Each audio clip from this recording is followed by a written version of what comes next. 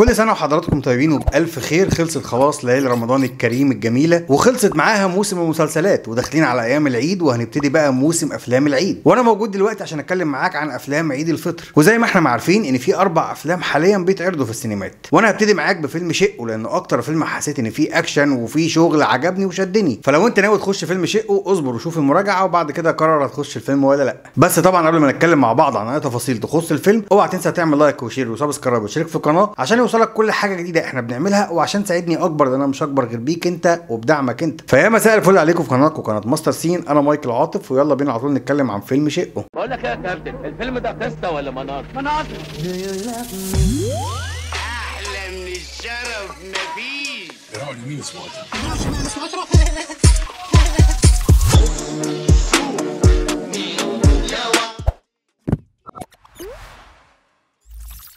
فيلمنا من بطولة عمرو يوسف ومحمد ممدوح، ومعاهم في البطولة النسائية أمينة خليل ودينا الشربيني. والفيلم فيه مجموعة متميزة من ضيوف الشرف، على رأسهم الجميلة جدا يسرا، وكمان معانا أحمد فهمي وعباس أبو الحسن ووليد فواز. وفي كمان ظهور متميز جدا جدا للنجم اللي أنا بحبه محمد جمعة. فيلم شقه من تأليف وسام صبري اللي كان ألف قبل كده فيلم عمهم. أما الإخراج لكريم السبكي اللي آخر فيلم كان عمله فيلم الديزل لمحمد رمضان سنة 2018. يعني تقريبا كريم السبكي كان غايب عن السينما لمدة 6 سنين تقريبا. بتدور احداث وقصه الفيلم حوالين 2 اصدقاء، اسماعيل اللي بيلعب دوره عمرو يوسف، وحجازي اللي بيلعب دوره محمد ممدوح. واحد المخ والتاني العضلات، بس ده ما يمنعش ان عمرو يوسف ليه مشاهد اكشن جامده جدا طول الفيلم، وطبعا هنتكلم عن ده اكتر في تفاصيل الفيلم. المهم ان ال2 الاصدقاء دول بيعملوا عمليات اجراميه تحت اشراف واحده اسمها الدكتوره، واثناء عمليه ما بيلاقي نفسهم اتحطوا في ازمه وفي موقف صعب جدا، وبيبقوا مطاردين من الدكتوره ومن ناس كتير تاني جوه الفيلم. فهل يا ترى يعرفوا يخرجوا من المشاكل اللي حطوا نفسهم فيها دي ولا لا؟ ده اللي هتعرفه لما تخش الفيلم. تعال بقى على طول نتكلم عن الايجابيات والسلبيات اللي انا عارف ان انت قاعد ومستنيها. مبدئيا كده هبتدي معاك بالايجابيات، وهنتكلم عن الاداء التمثيلي. واول واحد هتكلم عليه معاك هو محمد ممدوح الشهير بتايسون. انا كنت قاعد في السينما بتفرج على شخص لا يمكن يكون بيمثل، دي طبيعه بني ادم. اللي كان ظاهر قدامي على الشاشه ده مش تمثيل، ده اتقان بدرجه رهيبه. زي ما بقول كده الشخصيه لبسته فعلا، مفيش مشهد الشخصيه هربت منه، ولا صوت ولا تون ولا ستايل ولا حركه ولا حتى تعبيرات. حقيقي محمد ممدوح ممثل تقيل قوي، وانا خارج مبسوط جدا من ادائه التمثيلي. وعايز اقول لكم على حاجه، انا واحد من الناس اللي قبل محمد ممدوح واتكلمت معاه بعد الفيلم، قعدت اقول هو ازاي ده كنت بتكلم معاه، ده بني ادم وده بني ادم تاني خالص. انا قلت لمراتي لو يمكن يكون ده ممثل، ده اكيد ملبوس، عامل الشخصيه باتقان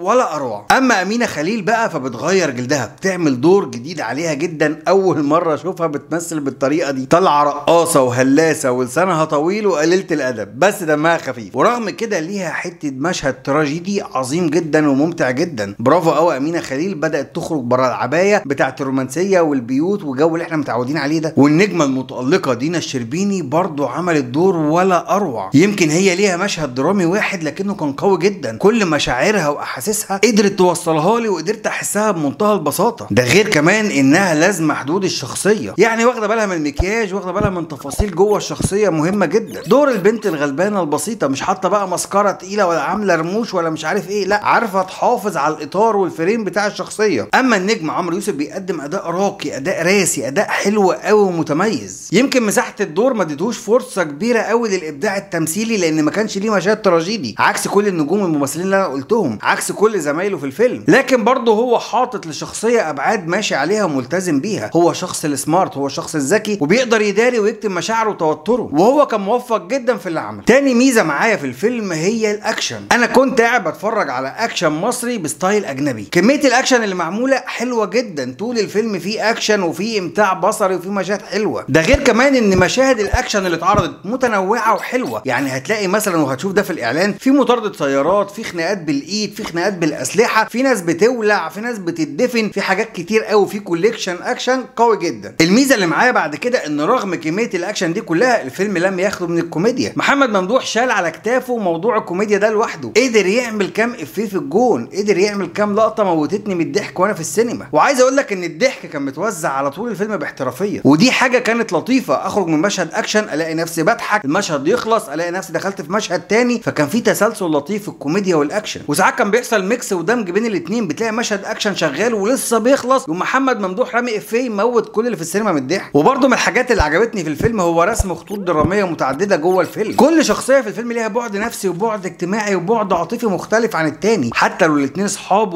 قريبين، وده قدر يخلق خط رومانسي متوازي لكل شخصيه، والخط الرومانسي ده كان هو تقريبا المحرك الرئيسي لكل الاحداث. مش هعرف اوضح اكتر من كده عشان ما احرقلكوش حاجه. ومن الحاجات المتميزه قوي جوه الفيلم هو الجرافيكس. عمرو يوسف بيعمل مشاهد انا كنت قاعد بتفرج على توم كروز بيمشي على ناطحه سحاب وهو ممسوك بحبل واحد وشغل كده، انت لما تشوفه هتحس ان انت بتتفرج على فيلم اجنبي. وطبعا مش محتاج اقول لك ان كل ده شغل جرافيكس، والشغل ده عملته شركه محترمه جدا اسمها ذا كرو. انا بكون مستمتع جدا وانا بتفرج على شغلهم. بصراحه انا قاعد ومستني اشوف لهم غلطه عشان اعلق عليها واتكلم عليها في السلبيات، انما الشغل بتاعهم كله كان متميز. فبرافو قوي عمرو عاكف، وبرافو قوي ذا كرو على الشغل المحترم والجميل ده. اخر ميزه واخر ايجابيه هتكلم عليها معاكم وهي الاخراج. وطبعا انا لما اتكلمت عن المعارك والاكشن ده جزء كبير جدا يخص الاخراج على فكره، وانا بالنسبه لي كريم السبكي واحد من اللي بيحاولوا يعملوا اكشن جديد ومتطور. ولو انت اتفرجت على فيلم من ظهر راجل او فيلم الديزل هتاخد بالك من اللي انا بقول لك عليه. دايما بيحاول يعمل الجديد ودايما بيحاول يطور. في مشهد في اخر الفيلم فيه كميه اكشن يا جدعان انت مش متخيل انا كنت قاعد عامل ازاي. انا مش ببالغ لما بقول الاكشن ده متصور بستايل امريكاني. هتتفرج على الفيلم وهتيجي تقول لي رايك ايه. وتعالوا بقى على طول نخش على السلبيات. ايه ده، هو بعد اللي انت قلته ده كله والشكر ده كله فيه سلبيات؟ طبعا يا معلم فيه سلبيات، مفيش عمل في الدنيا متكامل. اول سلبيه معايا في المسلسل هي برضه في حته في الاكشن. طبيعي ان يكون في ضرب والممثلين تطير وتروح بعيد والكلام ده كله عشان نبروز القوه العضليه للابطال، لكن الطيران البعيد ده كان اوفر شويه، كان غير منطقي. حتى لو بتضرب بالهامر اللي كان ماسكه محمد ممدوح مش طبيعي خالص انه يطير لفوق الطيره دي. وللاسف الشديد هي قررت في كذا مشهد لو كانت اتظبطت اكتر من كده كان الفيلم ده هيبقى في حته تانية خالص على مستوى الاكشن. تاني سلبيه معايا هي الموسيقى التصويريه، ما كانتش على مستوى الفيلم. الفيلم ده كان محتاج موسيقى تصويريه مختلفه تماما من وجهه نظري. كتير من دخلات الموسيقى كانت اوت اوف مود، كانت لطيفه بس مش محتاجه المشهد ده، او كنا محتاجين نلعب موسيقى بشكل مختلف. وطبعا مش محتاج اقول لك ان الموسيقى بيبقى عليها عامل كبير قوي عشان تدخلك في المود بتاع الفيلم. هي الصوره كانت حلوه والعرض البصري كان متميز، انما الايقاع الصوتي بالنسبه لي بتاع الموسيقى في الباك جراوند ما كانش احسن حاجه وكان عامل لي مشكله. يعني انا مش بقول لك انا خارج من الفيلم الناس الموسيقى، لا انا خارج من الفيلم متضايق من الموسيقى. اخر سلبيه هتكلم عليها معاكم كان في مشهد كده بين عمرو يوسف ودينا الشربيني،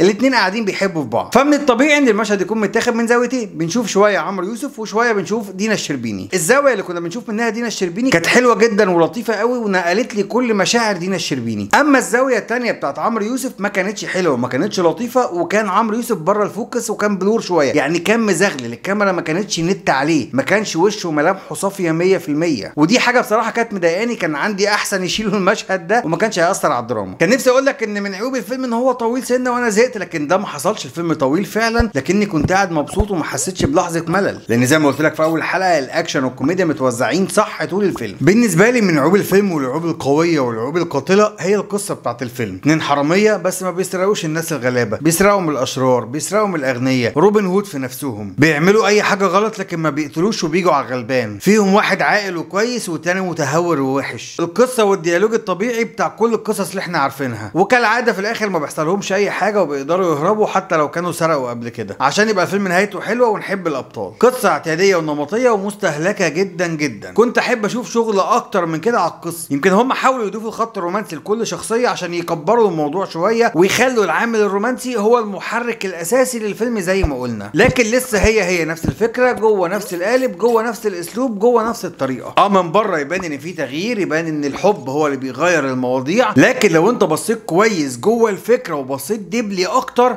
هتلاقي ان الفكره هي الفكره الاعتياديه العاديه خالص. طيب هل ده اثر معاك في حاجه وانت بتتفرج على الفيلم؟ اقول لك بمنتهى الامانه والصراحه لا، انا داخل اتفرج على فيلم اكشن كوميدي واتبسط بيه وقد كان. عشان كده تقييمي للفيلم هو 7.5 من 10. لولا موضوع القصه والموسيقى كان زماني مديله 8 او 8.5 وبس كده. ما عنديش اي اضافه تاني اقولها على الفيلم غير ان الفيلم ممتع ولذيذ، روح اتفرج عليه، ومستني تقول لي رايك تحت في الكومنتات ايه. ولو عجبتك المراجعه لايك وشير وسبسكرايب واشترك في القناه عشان يوصلك كل حاجه جديده احنا بنعملها. واستناني ان شاء الله احاول بكره اعمل لكم مراجعه باقي افلام العيد عشان اقدر اساعدك تختار الفيلم المناسب ليك. شكرا ليكم واشوفكم على خير في مراجعات تاني جايه كتير.